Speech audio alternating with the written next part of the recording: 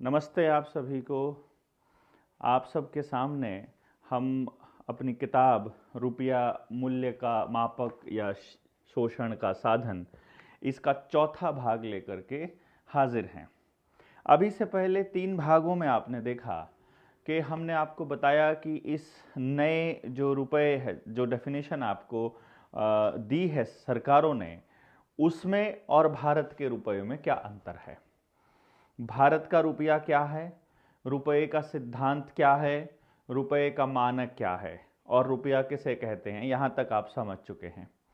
यदि आप पिछली 3 वीडियोस को जानना चाहते हैं तो निडर इंडिया चैनल पर एक प्लेलिस्ट है जिसमें हमने सारे भाग क्रमशः दिए हुए हैं, जिसका शीर्षक भी यही है जो किताब का है, रुपया मूल्य का मापक या शोषण का साधन। आज हम पेज नंबर 23 से शुरू करेंगे, 23 नंबर पेज से शुरू करेंगे और हमारा शीर्षक रहेगा कूटकरण का इतिहास। कूटकरण को समझना बड़ा जरूरी है। कूटकरण मतलब डीवैल्यूएशन, किसी भी चीज की वैल्यू को कम कर देना। रेगुलेशन एवं एक्ट द्वारा शोषण और लूटपाट। यानी इसको समझना क्यों जरूरी है कि अंग्रेजों ने हमारे साथ जो भी किया, जितना भी शोषण किया, अत्याचार किया, वो सब कानून के हिसाब से किया। अंग्रेज बड़े समझदार लोग थे इस मामले में, क्योंकि वो कानून की भाषा समझते थे, जिसे हम सी लॉ कहते हैं, जिसे हम समुद्र का कानून कहते हैं। क्योंकि जो लोग हमारे ऊपर अत्याचार कर रहे हैं ये असल में पुराने वो पायरेट्स हैं, जो समुद्री लुटेरे हैं, जो समुद्र के रास्ते आने वाले लोगों को लूट लिया करते थे, ये वो लोग हैं। तो इन्होंने जितने भी कानून बना रखे हैं ये सी लॉज हैं जो हमारे ऊपर थोपे हुए हैं। हम जो भारत के लोग हैं, खास तौर पे जो दक्षिण एशिया का जो सारा भाग है, यानी जिसको हम अखंड भारत का नाम देते हैं, जिसमें अफगानिस्तान भी आता है, नेपाल, भूटान, श्रीलंका, बांग्लादेश, ये सब देश जो हैं ये इसी का पार्ट बनते हैं। ये लोग वो थे जो कुदरत के कानून को मानते थे और कुदरत के कानून को जब उन्होंने रक्षा करनी चाहिए तो अंग्रेजों ने बड़ा स्मार्ट खेल खेला कि हम जो कानून आपको बता रहे हैं या जो हम रेगुलेशन हम आपको दे रहे हैं, ये रेगुलेशंस नेचुरल जस्टिस को कभी भी डिनाई नहीं करेगी। इसीलिए कानून की किताबों में जब पढ़ाया जाता है तो सबसे पहले यही बताया जाता है कि नेचुरल जस्टिस विल प्रिवेल। फिर आपको वकीलों को, जजेस को लॉ की जब पढ़ाई जाएगी, क्योंकि ब्रेन वॉश किया जाना बड़ा जरूरी है उन लोगों का जो लोग निर्णय देने वाले हैं, चाहे कोई पुलिस में काम करता हो, चाहे कोई प्रशासन में काम करता हो, कलेक्टर हो या फिर कोई वकील हो या जज हो। इन सब लोगों को जो कानून पढ़ाया जाता है तो उसमें बड़ा स्पष्ट तौर पे ये समझाया जाता है कि पहले कोई कोडिंग नहीं होती थी, हमको हर कानून को पहले कोडिंग करना जरूरी है ताकि किसी के साथ भी अन्याय ना हो। अब जब हम कुदरत के कानून को मानते हैं और इनके लिखित कानून को नहीं मानते हैं, तब तो पूरे समाज में किसी के ऊपर अत्याचार नहीं होता है और किसी का शोषण नहीं होता है। कुछ ऐसे मामले छोड़ दीजिए जहां कोई व्यक्तिगत कोई इतना घटिया आदमी निकल आता है या कोई इतना घटिया राजा, कोई व्यक्ति ऐसा निकल आता है, तब ऐसे उदाहरणों को छोड़ दीजिए। ज्यादातर समाज में हम देखेंगे कि न्याय हो रहा है। परंतु जब कहानी इनके कानून की आती है, इनके संविधान की आती है, इनके आईपीसी की आती है या बीएनएस की आती है, तो आप देखेंगे कि ज्यादातर लोगों के साथ न्याय नहीं हो रहा है। इसलिए इन कानूनों को समझना जरूरी है। आपकी कंसेंट के बिना कोई भी कानून आपके ऊपर लागू नहीं हो सकता और ये आपको मालूम नहीं है। इसलिए ये लोग क्या करते हैं कि कानून पास करते हैं उस वक्त जब कुछ और चल रहा होता है देश के अंदर। यानी किसी देश में दंगे चल रहे हैं, इधर टेलीविजन के ऊपर दंगे मुख्य रूप में चलाए जाते हैं और कई कानून पास हुआ तो वो नीचे पट्टी आ जाएगी या उसके बारे में एक छोटी खबर आ जाएगी। डिबेट दंगों पर होगी और कानून पीछे से बना लिए जाते हैं। जब तक आप उस बनाए हुए कानून का विरोध नहीं करते हैं तब तक वो कानून आपके ऊपर लागू होता रहेगा।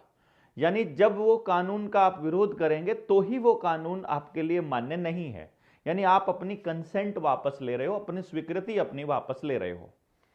इसी तरह से रुपए को लेकर के जब उनको लूट करनी थी तो उन्होंने सबसे पहले जो सैद्धांतिक रुपया था उसको पहले उन्होंने लिखित रूप दिया हुआ जो शेरशाह सूरी का था उसको एज इट इज अपना लिया, ज्यों का त्यों। तो भारत के लोगों को कोई दिक्कत नहीं हुई। फिर बाद में कोई बहाना करके कि सोना कम रह जाता है, ये ऐसा हो जाता है, इसका इस्तेमाल ऐसे कर लेंगे, वो कर लेंगे, पता नहीं क्या क्या तरह तरह की बातें करके वो सदन को इस बात के लिए मना लेते हैं कि चलो अभी सोने का, इसमें सोने की जो मात्रा है वो कम कर देते हैं और इसमें मिलावट को थोड़ा बढ़ा देते हैं। पहली मिलावट पर यदि लोग बोलेंगे तो वो चुप हो जाएंगे जब तक कि उन बोलने वाले लोगों को मैनेज नहीं कर लिया जाता। फिर दूसरी मिलावट पर भी ऐसा ही होगा, कुछ लोग बोलेंगे वो रुक जाएंगे, पहले उनको मैनेज करेंगे बोलने वालों को, जब तक बोलने वालों की अगली खेप तैयार होगी तब तक वो पहले वालों को मैनेज कर चुके होंगे या मार चुके होंगे। इस तरह का खेल उनका लंबा चलता रहता है। तो इसलिए हम इस चीज को जब समझेंगे तो आपको यह समझना जरूरी है कि जो भी लूटपाट हुई है वो कानून बनाकर हुई है। और कमाल की बात यह है कि हमें लगा कि उनका बनाया हुआ कानून सबसे ऊपर रहेगा, परंतु हम ये भूल गए कि हमारी स्वीकृति के बिना वो कानून कानून नहीं हो सकता। पर आपने तो कभी स्वीकृति दी ही नहीं, क्योंकि आपको तो कभी इस कानून के बारे में पता चला ही नहीं, ना ही आपको पता चला, ना आपके पुरखों को पता चला। और जब आपके दादाजी को पता नहीं चला तो फिर आपको भी नहीं पता चल रहा है आजकल की रुपया कैसे, अभी जिस तरह से ये रुपए को डिजिट्स में बदल करके फिर यूपीआई कोड के जरिए पेमेंट करके और अब रुपए का नाम ई रुपया कर रहे हैं और सीबीडीसी आ रहा है, यानी सोना आधारित, विनिमय आधारित, सामान आधारित, बार्टर सिस्टम आधारित सिस्टम को तोड़ करके जैसे ये नोट आधारित सिस्टम लाए और फिर केंद्रीय बैंक की स्थापना हुई जिसे हमने भारतीय रिजर्व बैंक कहा, और वही केंद्रीय बैंक बाद में आरबीआई बनने के बाद लूटना चालू किया और उसी आरबीआई ने अब सीबीडीसी लॉन्च कर दिया है और सीबीडीसी के बाद इस रुपए का नाम ई रुपया हो जाए और ई रुपये का नाम धीरे धीरे बदल के सोशल क्रेडिट स्कोर बन जाए या सोशल क्रेडिट सिस्टम में जब हम आ जाएं, तो फिर आप कभी ये बता नहीं पाओगे अपने बच्चों को कि आपकी ऊर्जा पहले सोने में मापी जाती थी। आपके जो बच्चे हैं वो ऐसा मानेंगे कि हमेशा से ही डिजिट्स में मापी जाती रही है, और यदि भारत में नहीं मापी जाती रही है तो वो कहेंगे विकसित देशों में तो डिजिट्स अरसे से चल रहा है, वहाँ तो फेशियल रिकॉग्निशन कभी से है, वहाँ तो अंगूठे से पेमेंट बहुत दिनों से हो रही है और वो तो बहुत सुविधाजनक है। इस तरह से वो बड़ी पीढ़ी को अगली पीढ़ी से काटते रहते हैं कि जब उनकी बताई हुई वो बातें जो शोषण रोक सकती हैं उन्हीं का विरोध अब उन्हीं के बच्चे करने लग जाएंगे। इसलिए इसको समझना इतना इंपॉर्टेंट है कि आप अगली पीढ़ियों को समझा सको। तो अभी हम इसको पढ़ना चालू करते हैं ताकि आपको मालूम पड़े कि हम कहना क्या चाह रहे हैं इस बातचीत के जरिए। प्राकृतिक सिद्धांतों एवं मुद्रा विज्ञान पर आधारित भारतीय मौद्रिक प्रणाली जो व्यक्ति और राष्ट्र के विकास के लिए बनी, मतलब जिससे राष्ट्र और व्यक्ति का दिन प्रतिदिन विकास हो रहा था। अंग्रेजों ने भारत पर कब्जा कर गुलाम बनाने के लिए सबसे पहला प्रहार भारत के धन की लूटपाट और शोषण का काम शुरू किया, यानी सबसे पहला प्रहार के रूप में यह काम किया, जिसमें शोषण के लिए सबसे प्रमुख हथियार बनाया गया भारतीय मुद्रा रुपया को। जो भारतीय मुद्रा रुपया प्राकृतिक सिद्धांतों एवं मुद्रा विज्ञान यानी अर्थशास्त्र पर आधारित मौद्रिक प्रणाली थी, उस मौद्रिक प्रणाली को तोड़कर कूटकरण करके ईस्ट इंडिया कंपनी ने भारतीय गुलामों के लिए 1 मई 1793 को, यानी कि 1860 में आईपीसी आने से पहले की बात हो रही है, ये 1 मई 1793 को रेगुलेशन 35, इसको समझिएगा 10 10 10 और 5, रेगुलेशन 35 भारत पर लागू किया, जिससे भारत की जनता में भूखमरी, बेरोजगारी, महंगाई इत्यादि पैदा हो। यानी कि उनका उद्देश्य ही था कि ये जो हालात आज आप देख रहे हो ऐसे हालात पैदा हों, और ये हमें अखबारों के माध्यम से दिखाया ही जाता है कि हमारे देश में शुरू से भूखमरी रही है। परंतु हम आगे देखते हैं, जिससे भारत की जनता को पीढ़ी दर पीढ़ी गुलाम बनाया जा सके।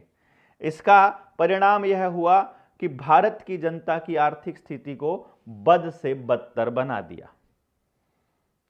यानी पहला कूटकरण जो उन्होंने किया, जो रेगुलेशन लागू किया भारत पर, वो था रेगुलेशन 35, 1 मई 1793 को। अब आगे आ जाते हैं, इसके बाद 1806 में क्या होता है। तत्पश्चात 27 मार्च 1806 में रेगुलेशन 3, 21 मार्च 1812 में रेगुलेशन 2 और 24 दिसंबर 1818 को रेगुलेशन 14, 13 जुलाई 1833 को रेगुलेशन 7 एवं पहला एक्ट के रूप में एक्ट नंबर 17 ऑफ 1835।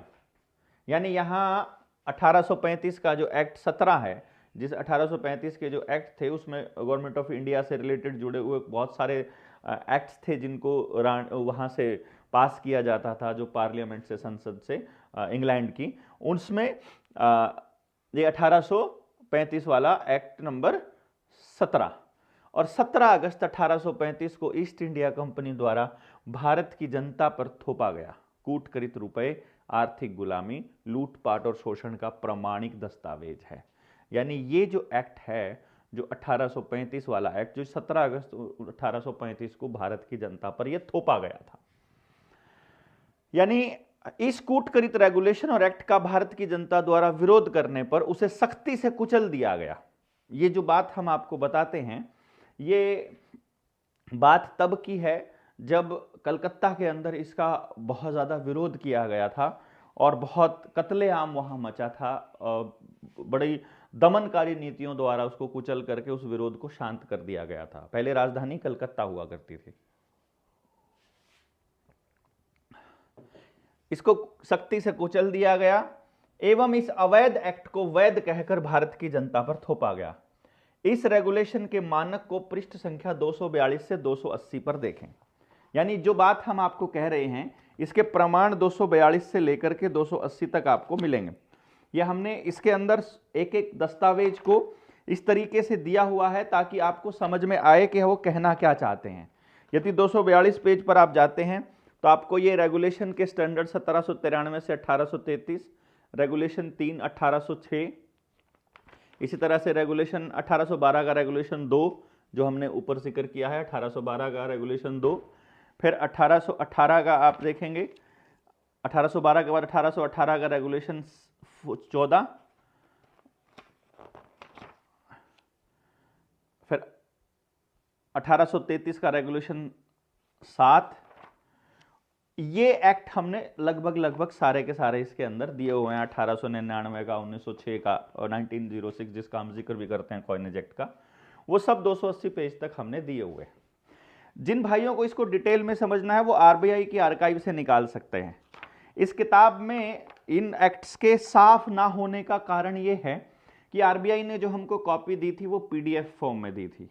उस पीडीएफ का जब हम फोटोकॉपी निकालते हैं, पहले प्रिंट आउट नहीं, वो प्रिंटेबल नहीं थी, एडिटेबल भी नहीं था, तो उसको पहले हमने प्रिंट आउट निकाला या उसको स्कैन किया और वो स्कैनिंग के बाद में वो धुंधली हो गई। तो वो दस्तावेजी फॉर्म में डालने के लिए, क्योंकि वो प्रमाणिक दस्तावेज था, उसमें आरबीआई की स्टैंप लगी थी, इसलिए ये लगाना पड़ा। आप अगर इन्हीं दस्तावेजों को निकालना चाहते हैं तो कुछ दस्तावेज आरबीआई की वेबसाइट के ऊपर पड़े हैं, कुछ दस्तावेज, नॉट ऑल, लेकिन कुछ वहां पर पड़े हैं। कुछ हैं जो अपने पास सिर्फ यहाँ पर हैं, वो अपनी डिजिटल इस प्रिंट में, डिजिटल कॉपी में मिल जाएंगे और आने वाले टाइम में उन सारे दस्तावेजों को एक जगह संकलित करके हम एक आपको क्यूआर कोड दे देंगे जहां से उन दस्तावेजों को डाउनलोड किया जा सकेगा। जैसे ही हमारी पीआईएल हाई कोर्ट या सुप्रीम कोर्ट में जब लगती है, उसके बाद वहां पेश करने के बाद कोर्ट में जैसे ही हमारा केस दाखिल होता है, वो दस्तावेज हम पब्लिक के लिए ओपन कर देंगे जो अलग से स्पेशल मिले हुए हैं अकेले किसी पर्सन को। वैसे भी वो किसी और के काम के नहीं है, क्योंकि उनको आप कहीं कोर्ट में इस्तेमाल नहीं कर पाएंगे कि आरबीआई ने वो दस्तावेज घनश्याम वर्मा जी को दिए हुए हैं, तो वर्मा जी एज अ पार्टी अगर उस पीआईएल में जाते हैं और वो खुद इन पर्सन खड़े होते हैं या फिर वो पार्टी के तौर पे स्टैंड होंगे तो ही वो उनका इस्तेमाल कर पाएंगे। अदरवाइज ये पूछने लग जाएगी कोर्ट कि आपको ये दस्तावेज कहाँ से मिले हैं, वो आपके तो है नहीं। अब 1540 से 45 यानी 1540-45 से अंग्रेजों के आने के पूर्व तक भारतीय रुपया और मोहर का वैल्यू क्या था। अब इसको समझिए, 1845 तक भी यहां ये हाल चल रहा है कि आपका ग्रेन्स, 180 ग्रेन्स, मैंने आपको पहले यदि आपको ध्यान हो तो जब हम पार्ट नंबर 3 कर रहे थे तो हमने आपको बताया था एक ग्रेन की जो वजन है वो 64.8 मिलीग्राम है।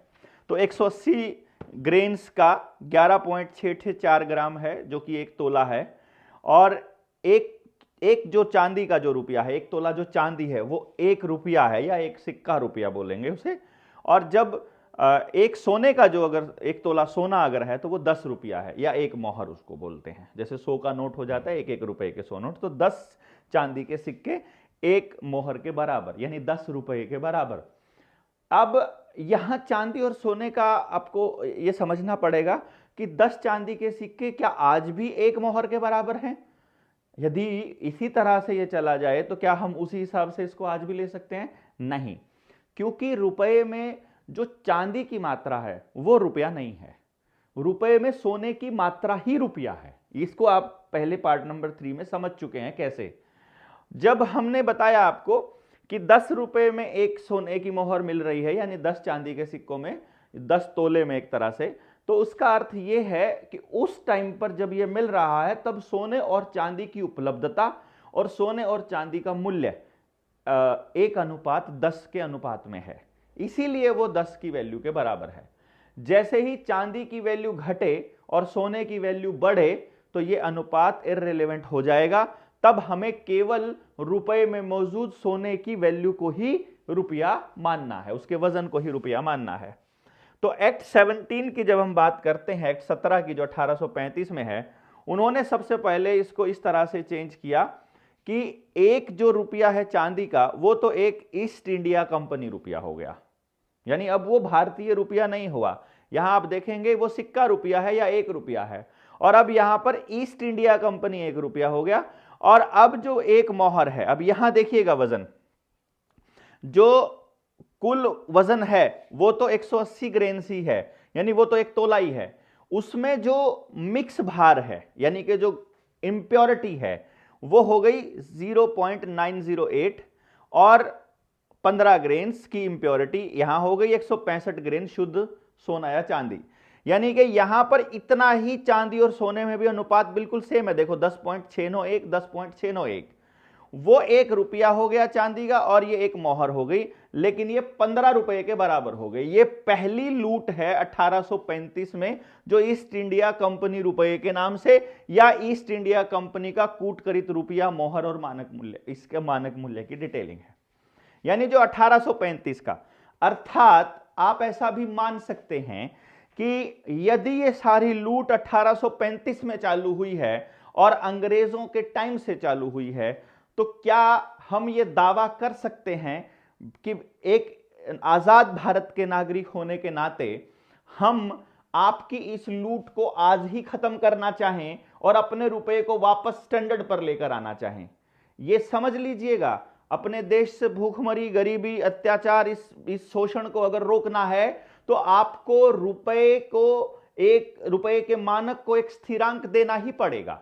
यदि आप उसको स्थिरांक देने में नाकाम हो जाएंगे तो आप किसी भी हालत में शोषण को नहीं रोक पाएंगे, इस बर्बादी को नहीं रोक पाएंगे, आप पलायन को नहीं रोक पाएंगे, आप रोजगार नहीं दे पाएंगे, आप हैप्पीनेस इंडेक्स में तो कहीं स्टैंड ही नहीं होगा, और भूखमरी का आंकड़ा बढ़ता चला जाएगा, आत्महत्याओं का आंकड़ा, कर्जे का आंकड़ा बढ़ता जाएगा।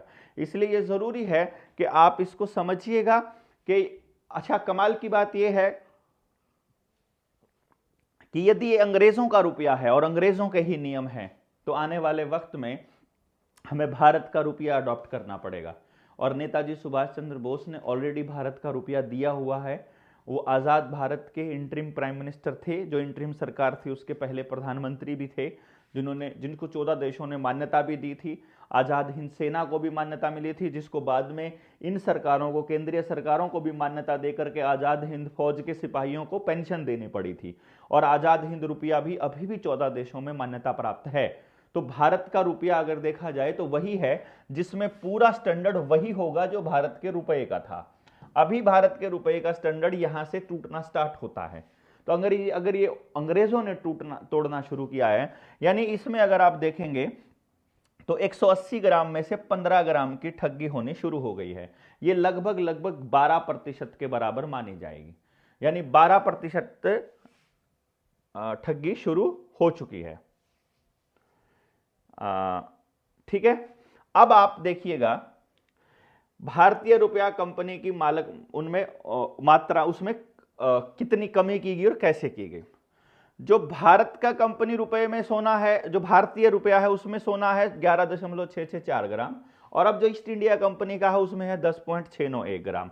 और चांदी, पहले चांदी की मात्रा में 1 रुपए में देख लेते हैं, चांदी यानी 9.973 ग्राम शुद्ध चांदी की मात्रा कमी कर दी, मानक मूल्य उसका 1 रुपया रहा। ठीक है, भारतीय मोहर में सोने की मात्रा में कमी किस तरह से की गई, उसमें सोने की ही 0.973 उतना ही शुद्ध सोने की मानक मात्रा कम कर दी गई, और साथ में रुपए का मानक मूल्य 10 रुपए से बढ़ा करके 15 रुपया या प्रति मोहर हो गया, यानी एक मोहर अब 15 रुपए की हो गई। अब इससे क्या हुआ, इस प्रकार भारतीय रुपए का कूटकरण करके चांदी का भारतीय रुपया जो शुद्ध चांदी का था उसमें 15 ग्रेन्स यानी कि जो 0.973 ग्राम अन्य धातु की मिलावट कर दी गई, लेकिन फिर भी इसका मूल्य 1 रुपया ही रखा गया। समझिएगा, जब मार्केट में लोगों को यह पता है कि अब जो नया रुपया आ रहा है उसमें चांदी उतनी नहीं है, तो जो सामान है वो उतना ही कैसे मिल सकता है उसे 1 रुपये में, जब उसका कोई स्टैंडर्ड ही नहीं है। तो इसलिए दुकानदार अब ये कहेगा कि अब 1 रुपये से काम नहीं चलेगा बाबूजी, अब हमको 1.25 रुपया लगेगा आपको, क्योंकि जितनी चांदी की मात्रा कम हो गई है तो अब आपको 1.25 रुपया देना पड़ेगा। अर्थात वो चीज महंगी होनी शुरू हुई। इससे पहले कभी भी भारत में महंगाई नहीं आई। अब ये समझ लीजिएगा कि आपकी महंगाई का असली कारण रुपए का मानक ना होना है या रुपए के मानक का कूटकरण है। इस तरह से आप समझिएगा कि जैसे जैसे कूटकरण होता जाएगा वैसे वैसे उस रुपए में सोने और चांदी की मात्रा कम होती जाएगी। उसी तरह से दुकानदार को अब उसी चीज के लिए ज्यादा रुपयों की जरूरत पड़ेगी, क्योंकि उसमें धातु जितनी उनको चाहिए वो उसमें नहीं है। अब 1 रुपया ही रखा गया तथा भारतीय मोहर जो शुद्ध सोने का था उसमें 15 ग्रेन्स या इतने 0.973 ग्राम सोना घटाकर अन्य धातु की मिलावट की गई, और मोहर का मूल्य जो कि पहले 10 रुपए था अब उसे 15 रुपए कर दिया गया। 1/3 लूट इसी टाइम हो रही है, भारत के सोने की 1/3 लूट। जो हम एग्जाम्पल आपको बताते हैं कि मान लीजिए आपने आपके घर में 300 रुपए रखे हैं चांदी के, पहले उसमें अगर सोना लेने जाते हो, जिस टाइम पे ये कूटकरण नहीं हुआ है, सोने और चांदी की मात्रा में मिलावट की गई, ये अलग इशू है। पहले उसकी वैल्यू को ही आप देख लीजिए कि 300 रुपए अगर चांदी के रखे हैं, उसमें जब आप सोना लेने जाते हो, जिस वक्त वो 10 रुपया है भारतीय रुपया, जब 10 रुपया एक ही एक मोहर है, तो 300 रुपए में 30 तोले सोना मिलता है आपको। अब जैसे ही ये नियम लागू होता है, मान लीजिए एक रात पहले जैसे नोटबंदी हुई थी, मैं आपको बताता हूं कि नोटबंदी से पहले किसी के पास 10 लाख रुपया रखा है, उसने 10 लाख का सोना खरीद लिया, 10 लाख के घोड़े खरीद लिए, 10 लाख की जमीन खरीद ली, 10 लाख के भैंस खरीद ली, 10 लाख की गायें खरीद ली, 10 लाख का उसने कुछ भी खरीद लिया, वो उसके पास सुरक्षित रखा है धन के रूप में। लेकिन किसी के पास 10 रुपए के नोट हैं, तो वो आकर के प्रधानमंत्री कहता है कि भाई कल से ये नोट जो है रात 12 बजे से ये रद्दी का टुकड़ा हो जाएंगे। इसका मतलब वो नोट रद्दी का टुकड़ा ही था, तभी रद्दी का टुकड़ा ही रद्दी के टुकड़े के बराबर रखा जा सकता है। अगर वो सोने या चांदी के होते, धातु के होते, फिर थोड़ी ना रखा जा सकता था। इसी तरह से मान लीजिए ये कानून बनने की एक रात पहले किसी के पास 300 रुपए रखे हैं, 2 बंदों के पास रखे हैं। एक बंदा क्या करता है, एक रात पहले जाता है बैंक में और उस 300 चांदी के सिक्कों को दे करके 30 तोले सोना ले आता है। अगले दिन यह कानून पास होकर के आपके ऊपर थोप दिया जाता है, 1835 का एक्ट 17 थोप दिया गया भारत के ऊपर। और जब इससे नेक्स्ट डे कोई आदमी 300 रुपए लेकर के जाएगा, अब 15 रुपए की एक मोहर है, तो अब उस 300 रुपए में 20 तोले सोना आएगा, यानी 10 तोले सोना खड़े खड़े एक कागज का टुकड़ा पास करके आपका लूट लिया गया। और ये एक आदमी का नहीं लूट लिया गया, जितने लोगों के पास चांदी के सिक्के रखे थे सबका लूट लिया गया। जिनके पास कागज के नोट रखे थे वो सबका लूट लिया गया। जिसके पास बैंक अकाउंट में पैसा रखा था, उस वक्त बैंक अकाउंट वगैरह नाम की कोई चीज नहीं है, लेकिन मैं आज के संदर्भ में आपको बता रहा हूं कि उस वक्त सबका लूट लिया गया। लेकिन जिसके पास सोना रखा था उसको कृत्ति भर फर्क नहीं पड़ रहा है कि बाहर कूटकरण कितना हो रहा है, क्योंकि असल में सोने की मात्रा ही रुपया है। तो जितना सोना रखा है उसके पास वो सोना उतना रखा है, वो ऊर्जा उसकी कहीं नहीं गई है। इसको आपको समझना है। तो जब हम यहां कह रहे हैं उसमें भी भारतीय मोहर रखा गया, भारतीय मोहर जो शुद्ध सोने का था उसमें भी 0.973 ग्राम सोना घटा करके अन्य धातु की मिलावट की गई और मोहर के मूल्य जो 10 रुपए था उसे 15 रुपए कर दिया गया, जिससे भारतीयों का भीषण शोषण का दौर शुरू हुआ। जैसे कोई व्यापारी 500 ग्राम के बट्टे को 1 किलो का बट्टा बना करके उस बाट पर 1 किलो की मोहर लगाकर अपना माल उस अवैध किलोग्राम से वस्तु बेचना शुरू कर दे, तो हर ग्राहक की दोहरा शोषण होगा। पहला कि जो वस्तु खरीदेगा उसकी मात्रा में 500 ग्राम वस्तु कम पाएगा, और दूसरा शोषण है कि उस वस्तु की कीमत देगा जो 500 ग्राम की अधिक कीमत देगा। यानी कि वस्तु भी कम पा रहा है और कीमत भी अधिक दे रहा है। अब आप इसको दोनों तरफ से समझ सके हैं कि यहां तक कि ये जो कूटकरण था इसको आप ऐसे समझ सकते हो कि जैसे पहले कोई बनिया कोई लुटेरा दुकानदार ऐसा होता था, सामान गांव में देने आता था, अपनी तराजू तखड़ी के नीचे छोटा सा चुंबक चिपका देता था, जिससे सामान लेने वाले के साथ में ठगी होती थी। और कई राजा ऐसे भी रहे हैं भूतकाल में जिन्होंने अपने राज्य में सिद्धांत के साथ मानक के साथ छेड़छाड़ करने वाले व्यक्ति को फांसी की सजा के बराबर भी माना है कि ये इतना जघन्य अपराध है कि जिसमें पूरे देश के साथ लूटपाट हो रही है। तो यहां से हमारी लूटपाट का दौर शुरू होता है। ठीक इसी प्रकार भारतीयों के शोषण का दौर शुरू हुआ, जिससे कृषि, उद्योग और व्यवसाय नष्ट होते चले गए। भारत का विकास दर गिरता चला गया। भारत को गरीबी, बेरोजगारी, भूखमरी और मुद्रा संकट आदि में फंसा दिया गया। इस तरह भारतीय मौद्रिक प्रणाली जो सैद्धांतिक था उसे इन विदेशियों ने कूटकरण करके शोषण हेतु भारतीय गुलामों के लिए मनमाना मानक मूल्य का निर्धारण किया, जिससे इन गुलामों को पीढ़ी दर पीढ़ी आर्थिक गुलाम बनाकर रखा जा सके। आर्थिक आजादी ही असली आजादी है, इस बात को हमेशा ध्यान रखिएगा। यदि आप अपने सामान का उत्पादन खुद से नहीं कर सकते हो और उसको बेचने की आपके पास प्रक्रिया आपकी मर्जी की नहीं है, तो समझ लीजिएगा आप गुलाम हैं। और आजकल रेडी पटरी वाले को ले लीजिए, किसान को ले लीजिए या किसी दुकानदार को ले लीजिए, बिना सर्टिफिकेट लिए, बिना जीएसटी नंबर लिए, बिना इस तरह का किए ये लूटपाट इतनी जबरदस्त चल रही है कि आप अपनी मर्जी से कुछ भी नहीं कर पा रहे हैं। तो यदि स्पष्ट भाषा में आपसे बात की जाए तो आज हम इतने गुलाम हो चुके हैं, शायद उस वक्त हम इतने गुलाम नहीं थे जब पंचायती राज अभी जीवित था। और कमाल की बात यह है कि ये सारी की सारी चीजें जितनी भी लग रही हैं, लागू हो रही हैं, ये सब शहर में लागू हो रही हैं। गांव अभी इस वक्त तक भी आजाद है, क्योंकि गांव में रुपया तो आजादी के भी बहुत दिनों के बाद आया है। उससे पहले तक भी लेन देन या तो गोल्ड में और चांदी में ही होता था, या फिर सामान का सामान के साथ ही होता था। मैंने अपने गांव में लगभग सारे काम अनाज के बदले, घास के बदले, तूड़ी के बदले होते देखे हैं। तो वो उस पर हम बाद में आएंगे, पहले हम इसको समझ लें। अर्थशास्त्र के परिमाण सिद्धांत के अनुसार मुद्रा की मानक मात्रा जिस अनुपात में कमी या वृद्धि की जाएगी, उसी अनुपात में सामान्य कीमत स्तर में वृद्धि या कमी हो जाएगी। यानी कि मानक मात्रा को कम कर देंगे तो कीमतें बढ़ जाएंगी, मानक मात्रा को बढ़ा देंगे तो कीमतें घट जाएंगी।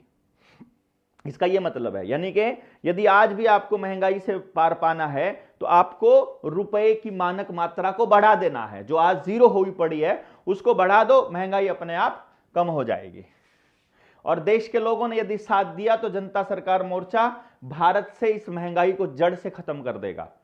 जैसे आजाद हिंद फौज शुरू हुई थी नेताजी सुभाष चंद्र बोस की, वैसी ही सेना भारत जनता सरकार मोर्चा की है और वो इसी मिशन पर लगी हुई है। आप सब लोगों से निवेदन यह है कि जितना अधिक हो सके लोगों को जगाइए, बताइए, चर्चा जारी रखिए, जहां बैठे वहां बताते जाइए। किसी कोई ये वीडियोस फॉरवर्ड करना एक अलग काम है, पहले बात कीजिए और जब कोई जानना चाहता है उसको बताइएगा, जितना अधिक हो सके। शुरू हो जाता है। जिससे विनिमय में शोषण शुरू हो जाता है, अर्थात मुद्रा के मानक के घटाने बढ़ाने से दोहरा शोषण होता है। इसको आपको समझना होगा। अगला जो बिंदु हमारा है वो ब्रिटिश शासन द्वारा लूटपाट। 1 नवंबर 1858 को ईस्ट इंडिया कंपनी को समाप्त करके ब्रिटिश इंडिया गवर्नमेंट का शासन शुरू होता है। यहां से रानी का राज शुरू होता है।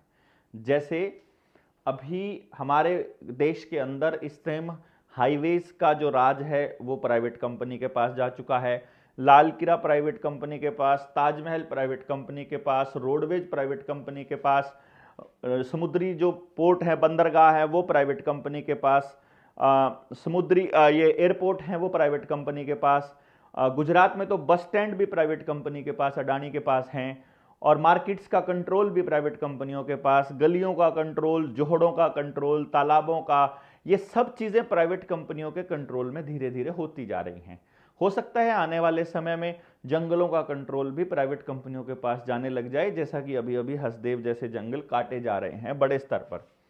तो इसी तरह से जो 1857 की क्रांति थी वो भी 1855 के उन कानूनों के विरोध में ही थी, जहां ये कहा गया था कि हम आगे से जो कानून भारत में लागू होंगे वो ब्रिटिश पार्लियामेंट से ही पास होकर के आएंगे। तो अब रानी ने अपना डिक्लेयर कर दिया कि अब भारत के अंदर अंग्रेजों का पूरी तरह से राज है।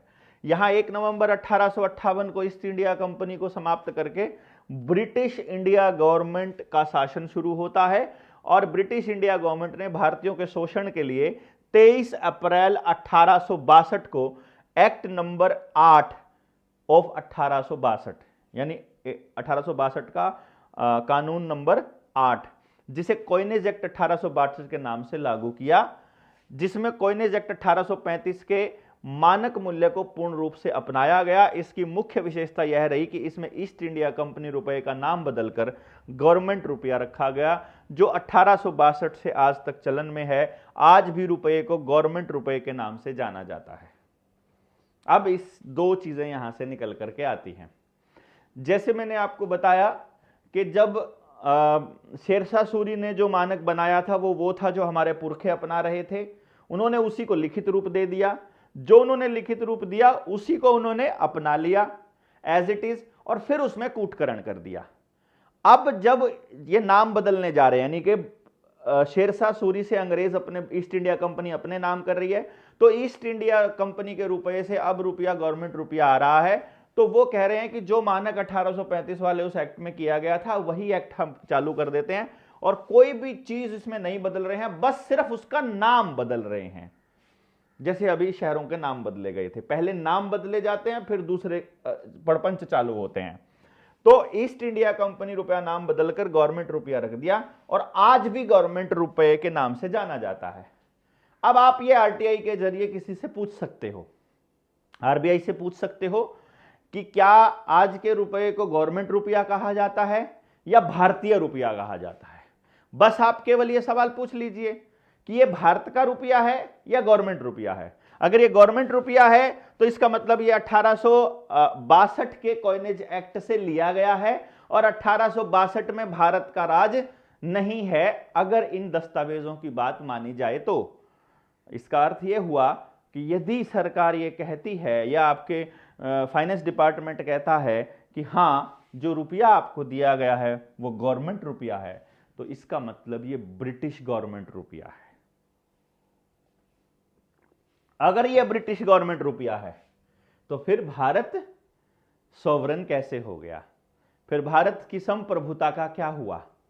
तब आपको संविधान का आर्टिकल 51 याद आना चाहिए कि जो भी ऐसा काम जिसमें भारत की सॉवरेनिटी यानी उसकी संप्रभुता के ऊपर उंगली उठ रही है या उसकी संप्रभुता को ठेस पहुंचती है या नुकसान पहुंचती है, तो हर भारतीय का यह कर्तव्य है, मौलिक कर्तव्य। अब मैं मौलिक अधिकारों की बात नहीं कर रहा हूं, यह मौलिक कर्तव्य है कि उस गलत हो रही चीज का विरोध किया जाए और पुरजोर विरोध किया जाए, और भारत के रुपये को दोबारा लागू करने के लिए मांग उठाई जाए, ना कि गवर्नमेंट रुपया अपना करके अंग्रेजों के शासन को अपने ऊपर मान लिया जाए, लाद लिया जाए। 4 अप्रैल 1870 को जो मुद्रा ब्रिटेन की थी, उस मुद्रा को एक्ट नंबर 18 ऑफ 1870, जो कॉइनेज एक्ट 1870 के नाम से जाना जाता है, भारत पर लागू किया गया। यानी अब ब्रिटेन की मुद्रा को हमारे ऊपर लागू कर दिया गया। ब्रिटिश सरकार ने सरकारी लेन देन ब्रिटिश मुद्रा सीलिंग एवं सॉवरेंज से करने लगी।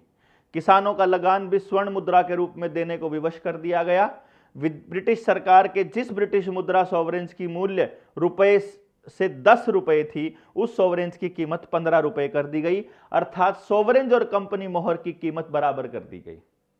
समझ गए आप? यानी पहले जिसका नाम कंपनी मोहर था, पहले तो मोहर था खाली, फिर कंपनी मोहर हो गया, अब वो सॉवरेंज हो गई और अब वो 15 रुपए हो गई, 10 रुपए थी पहले। जबकि सॉवरेंज और कंपनी मोहर में स्वर्ण मान का भारी अंतर था। यानी कि अब मोहर में और सॉवरेंज में स्वर्ण मान के अंतर था, यानी सॉवरेंज का जो स्वर्ण मान था वो कम है, तो उस वक्त एक तरह से और ज्यादा डिवैल्यूएट रुपए को कर दिया गया। अब इसको हम देख लेते हैं क्या था।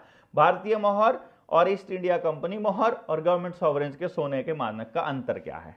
यानी इसको समझिएगा, ये भारतीय मोहर है उसका मानक, ईस्ट इंडिया कंपनी उसका मानक, और गवर्नमेंट सॉवरेंज जो अभी है इसका मानक। भारतीय मोहर 1 तोला है सोना, शुद्ध सोना, और 10 रुपया उसकी कीमत है।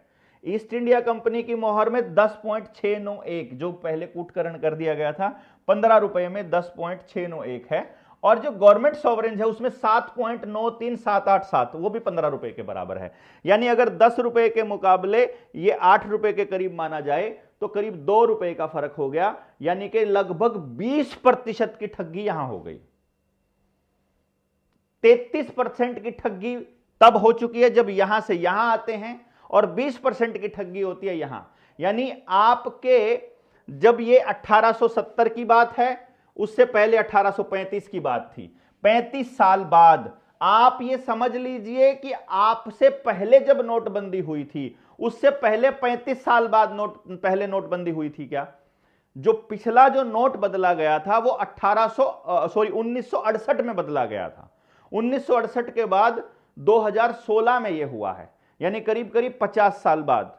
अब करीब करीब 50 साल बाद, यानी यहां पर हो रहा है लगभग 1835 के बाद 1870 और फिर 1970, यह भी लगभग मतलब 100 साल के करीब, सॉरी यहां पर हो रहा है 1870 में, और इस 1870 के बाद ही यहां पर चालू हो रहा है, और वो 1835 में है। अब इसको 35 साल का खेल, यानी यहां 35 साल में हो रहा है, यहां 50 में हो रहा है करीब करीब। अब आपके साथ जो ठगी अभी हो रही है, 50 साल बाद आपके बच्चों को आपने कुछ बताया ही नहीं, नॉलेज नहीं दिया। इसी तरह से हमारे परदादा ने हमारे दादाजी को पूरा खेल समझाया नहीं। समझाएंगे तो तब ना जब उनके पास अखबार आते हों, गांव में कोई वकील बताने वाला हो, उनके बच्चे पढ़े लिखे हों, या कोई भी बताने वाला हो। कोई बताने वाला ही नहीं है। वो कहेंगे अब ना ये कर दिया है, अभी ना रुपया गोल्ड स्टैंडर्ड हटा दिया है, तो वो कहेंगे भाई सरकार है वो हटा सकती है। अरे कैसे हटा सकती है भाई? जैसे ही ये बदल रही है वैसे ही पूरे देश के हर व्यक्ति के साथ 20% की लूट हो रही है। 20% सोना यहां से खाया जा रहा है। यदि आप ये बात नहीं समझ रहे हैं तो फिर मैं क्या ही कहूं भाई। यदि आप ये समझ रहे हैं तो ये रुपया वापस लेना बनता है, और अगर ये वापस नहीं देते हैं तो यदि लेन देन भी बंद कर देंगे, आपको अंतरराष्ट्रीय संबंध, विश्व व्यापक जो पूरे विश्व की अर्थव्यवस्था, ग्लोबलाइजेशन, प्राइवेटाइजेशन, एलपीजी था ना, लिबरलाइजेशन, ये वैश्वीकरण, ऐसे मीठे मीठे शब्दों में उलझा करके भारत को लूटा जा रहा है। यानी ये खाली अगर भारत विदेशों से ट्रेड बंद कर दे और अपनी जरूरतें अपने यहां भी सर्कुलेट करना चालू कर दे तो भी बर्बादी से बच सकता है। लेकिन ये सारा खेल समझ का है, इस पर डिबेट चलनी चाहिए, गांव गांव चर्चा होनी चाहिए, सब लोगों को बताया जाना चाहिए कि भाई तुम्हारे साथ में ये लूट तुम्हारे पुरखों के साथ हुई, अब तुम्हारे साथ हो रही है, कल तुम्हारे बच्चों के साथ होगी, और ये हर बार बढ़ रही है। यहां पर 30%, 33% की लूट हो चुकी है, 1/3 की, यहां पर 20% की आगे हो चुकी है, और ये लूट अभी बढ़ रही है। यानी आपका सब कुछ लूट लिया जाएगा ना इस तरीके से। तो परदादा से 100 में से 30 रुपया लूट लिया, अब आगे दादा से जो है वो 20 रुपया लूट लिया, फिर आगे पापा से 20 रुपया और लूट लिया, फिर हमसे 20 रुपया और लूट लिया, बेटे के पास तो 10 ही रुपया पहुंचा ना। तो वो जो नोट हमारे दादाजी ने कमाए थे, जो सिक्के कमाए थे, वो तो आकर के जीरो बना रहे हैं ये तो इसकी वैल्यू को। तो चलिए अभी हम देखते हैं। इस तरह से भारतीय गुलामों को लूटने और शोषण करने का कीर्तिमान स्थापित करते हुए यहां पर भारतीय मोहर जो है वो 11.664 ग्राम शुद्ध सोना है। गवर्नमेंट सॉवरेज 7.9378 ग्राम शुद्ध सोना है। तो शुद्ध सोना जो लूट लिया गया है वो लगभग 4.25 ग्राम का शुद्ध सोना लूट लिया है। कितने ग्राम में से? 12 ग्राम में से। लगभग 12 ग्राम में से 4 ग्राम लूट लिया है। ये 1/3 की लूट है। अगर ये हमें समझ में आए तो शायद हम इस लड़ाई को बहुत आगे तक लेकर जाने के बारे में सोचें। अगर समझ ही नहीं आया, कंफ्यूजन बढ़ गई, फिर भैया हम कुछ नहीं कर पाएंगे। अर्थात 3.72613 ग्राम सोना प्रति मोहर 15 रुपए पर लूटपाट शोषण किया गया, जिसके परिणाम स्वरूप भारत की खेती यानी कृषि, उद्योग धंधे सब समाप्त हो गए और भारत की जनता गरीबी, बेरोजगारी, भूखमरी और मुद्रा संकट में फंसकर ब्रिटिश इंडिया गवर्नमेंट की गुलामी में फंस गई, जिसका प्रमाणिक दस्तावेज कॉइनेज एक्ट 1870, 1862 और 1835 है। यानी ये 3 दस्तावेजों का जब हमने जिक्र किया, इन्हीं दस्तावेजों की वजह से हम लोग इन चक्करों में आने लगे। इससे पहले भारत में कोई गरीबी नाम की चीज नहीं है। इसको साबित करने के लिए हमने पिछली बार भी बताया था कि रुपए के जब इस किताब के अंदर हमने वो पूरा का पूरा आंकड़ा दिया हुआ है, जिसमें हमने बताया है कि 1860 से लेकर के साल 1 से लेकर और हमारी अर्थव्यवस्था किस तरह की थी। ये जो आंकड़े हमने दिए हैं, ये सारे टॉप जो कंट्रीज हैं जिनका जिक्र किया है, भारत के विकास दर के आंकड़े, ये पेज नंबर 126 से लेकर के हमने जो ये 134 तक जो ये आंकड़े दिए हैं, इनको एक बार देखिएगा। आपकी किताब में स्पष्ट नहीं होंगे तो हम इसको बता देंगे कि पहला नंबर किसका है। जैसे जीडीपी का अगर बाय कंट्रीज जब हम देखें, दुनिया के 15 कंट्रीज में 18 जो सन 1 है, यानी ईसा के बाद का जो सन 1, जो आजकल हम 2025 में है, तो ये 2025 साल पहले जो सन 1 है, तब पहले नंबर पर इंडिया है। और पहले नंबर पर इंडिया में 51,800 मिलियन डॉलर हमारी अर्थव्यवस्था है, जीडीपी है। और उसी वक्त चाइना दूसरे नंबर पर है 42,000 मिलियन डॉलर के साथ।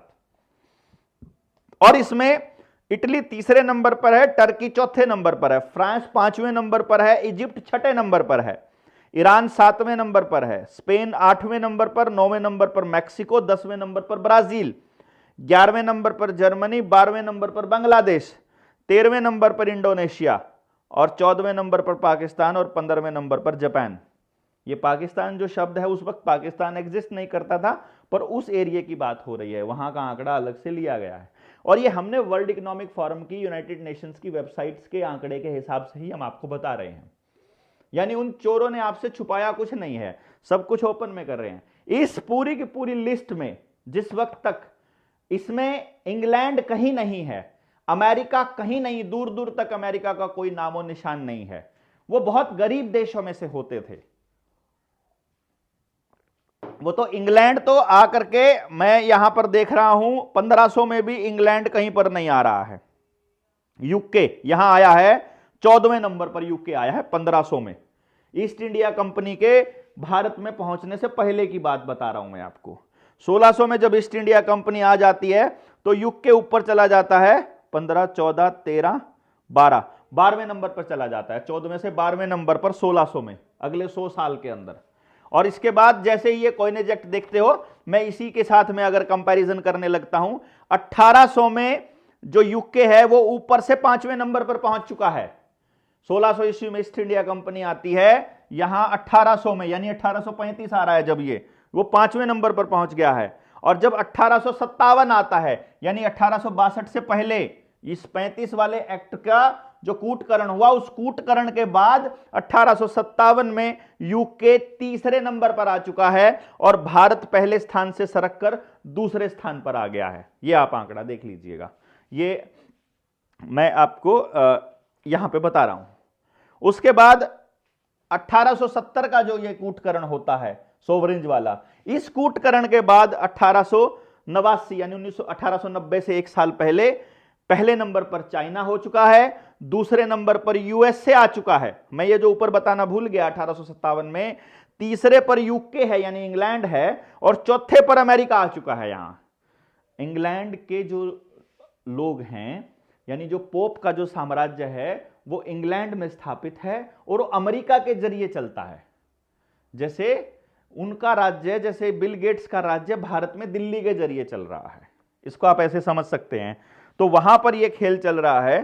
तो यूएसए और यूके ऊपर आ चुके हैं, हमको लूट लूट के। भारत का जो ये ग्राफ है ये छोटा होता जा रहा है, चाइना वहीं पर है और हम लोग छोटे होते जा रहे हैं और ये बड़े होते जा रहे हैं, यानी हमें चूस करके ये ताकतवर होते जा रहे हैं। और 1889 में, यानी ये 1857 की बात हो रही है और ये 89 की बात हो रही है, यानी मात्र 40 साल 30 साल के बाद क्या हो रहा है, इस 30 साल में 32 साल में, इस 32 साल में चाइना पहले नंबर पर आ चुका है, दूसरे नंबर पर यूएसए उसके बराबर आ गया है, तीसरे नंबर पर इंडिया आ गया और चौथे नंबर पर यूके।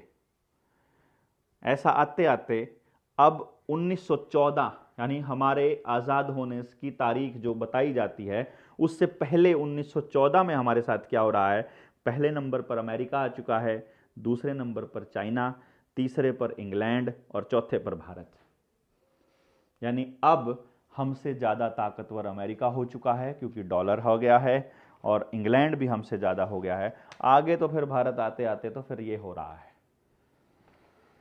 अब यदि हमें ये दस्तावेज नहीं बता पा रहे हैं कि कूटकरण ही हमारी गरीबी का रीज़न है, असली कारण है, तो फिर हमें कौन बताएगा, हमें नहीं पता। ये जो आंकड़े हमने इसके अंदर दिए हुए हैं इनको समझना बड़ा ज़रूरी है। जो पूरी तरह से ये आंकड़े यहीं से उठाए गए हैं। ये शेड्यूल है, फर्स्ट शेड्यूल, जो पूरा का पूरा आंकड़ा ये थोड़ा सा धुंधला है इसको, यानी कि ये जो बताया गया है वो यहीं से बताया गया। वो कागज़ है अपने पास, जब हम उसको आपको लिंक देंगे तो उसमें पूरी जानकारी आ जाएगी। यानी अब 1906 का जो कॉइनेज एक्ट है, 1906 वाले कॉइनेज एक्ट की चर्चा हमें लगता है कि हम अगले सेशन में करेंगे तो बेटर रहेगा, क्योंकि एक सेशन इतना हो गया, आप इसको समझिएगा ताकि अगले सेशन को कंप्लीट आपको बताया जा सके कि ये खेल आपके साथ में कैसे खेला जा रहा है, और आपके ही लोग जिनको आप अपना रहनुमा मानते हैं वो इस पूरे खेल में आपके खिलाफ काम कर रहे हैं, चाहे आपका प्रतिनिधि हो, चाहे आपका कोई शासन आपके ऊपर कर रहा व्यक्ति हो। तो इसको वीडियो को समझिएगा और लोगों को समझाइएगा, अधिक से अधिक लोगों को जोड़िएगा ताकि हम इसको अच्छे से लोगों को समझा सकें और आज़ाद हो सकें।